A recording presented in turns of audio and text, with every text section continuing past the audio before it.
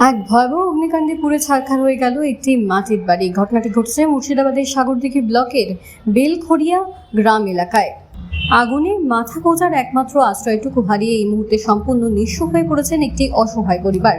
স্থায়ী মাথা গোঁজার ঠাঁই পেতে তারা এখন স্থানীয় বিধায়ক বাইরন বিশ্বাস এবং প্রশাসনের জরুরি হস্তক্ষেপের অপেক্ষায় দিন গুনছেন। ক্ষতিগ্রস্ত পরিবারের সদস্যরা জানিয়েছেন, গতকাল রাতে হঠাৎ করেই ঘরে আগুন লেগে যায়।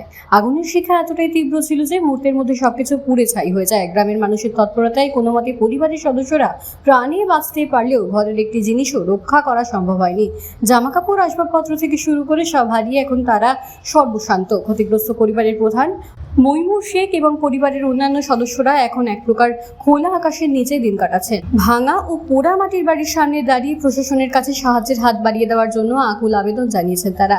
সেই ভয়াবহ রাতের অভিজ্ঞতা বর্ণনা করতে গিয়ে কান্নায় ভেঙে পড়েন পরিবারের নারী সদস্য রুবিনা বিবি।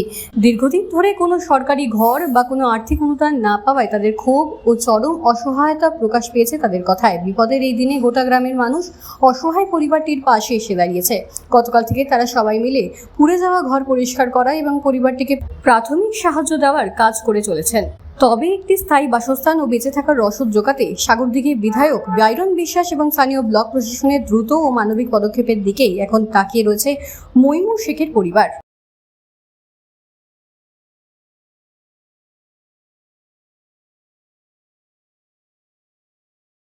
আমাদের দাবি বলতে গেলে ভাইটা হ্যান্ডিক্যাপ, বুঝলেন? একটা চায়ের দোকান ছোটখাটো আছে।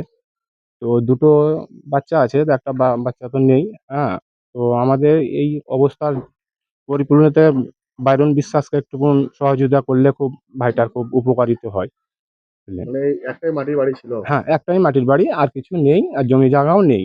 একদম নিঃসন্ন অবস্থায়। তাতে পরিবারে কতজন আছে মোট? পরিবারে বলতে গেলে দুটো ছেলে, হ্যাঁ, আর ওনার স্ত্রী, আর একটা আমার মা বিধবা। হ্যাঁ, এখানেই থাকে, বুঝলেন? এখানে চারটা লোক মানে আসামি থাকে। তো একটু বাইরন বিশ্বাসের কাছে আমরা অনুরোধ করছি, যেহেতু সেটা কিছু সহযোগিতা করে তো আমার হ্যান্ডিক্যাপ ভাইটা কিছু বাড়িটা এখন মেরামত করতে পারবে। এইটাই আবেদন করছি বাইরন বিশ্বাসের কাছে। আপনার নাম?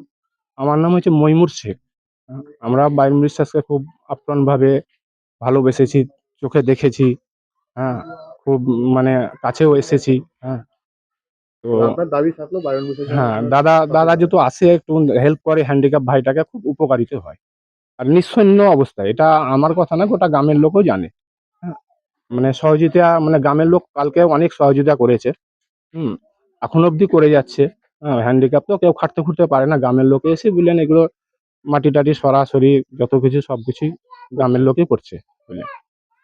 তারপরে আমি ঘরে আছি, ঘন্টা করে আওয়াজ হচ্ছে, আগুনটা আওয়াজ হচ্ছে। আমার বৌমা ছিল ঘর কোঠার উপরে, আমি ছিলাম ঘরে। আমরা বাইরে এখানে বসে আছি, তাও কিছু শব্দ পেয়েছি না। এবার ঘরকে যাচ্ছি, তখন আওয়াজটা হয়েছে। আওয়াজ যখন আমার বৌমাকে বলতেছি, কোথায় আওয়াজ হচ্ছে দাদা বলছে, তখন বলছে কে জানে তা বলছে। আমি যখন কোঠায় যাচ্ছি, তখন একবার হাঁ করে ধরছে কোঠা তো। আমি তখন আদে মধ্যে চিল্লাতে যা, বাঁচাও গো বাঁচাও, আমার ঘর পুড়ে গেলো, ঘর পুড়ে গেলো। এখন এই শখ ধরে যাচ্ছে। আর কি আগুন যখন লাগে তখন আপনাদের বাড়িতে কজন ছিলেন? আমরা এই ২ দিন ছিলাম। আমার বৌমা ছিল আর আমি ছিলাম। আর কেউ ছিল না? না। আপনার শুধু এই মাটির বাড়িটা হ্যাঁ, অন্য কিছু আমাদের করেন? মাঠের বাড়িতে আমার কিছু নাই। আমাদের জমি জায়গাও কিছু নাই। খালি এখন এইটুকু। সরকারের কাছে কি দাবি করছেন? দাবি চাইছি, আমাদেরকে কিছু টাকা পয়সা দেক, আমাদের থাকার ব্যবস্থা করে দেক, ঘর-বাড়ি দেক, এই চাইছি। এর আগেও কি কোনো বাড়ি পেয়েছিলেন আপনারা? না, বাড়ি-মাড়ি পাইনি, কিছু মাটির পাইনি। বাড়ি থাকি সত্ত্বেও হ্যাঁ, আপনার বাড়ি পাননি? না। আপনার নাম? আমার নাম রুবিনা।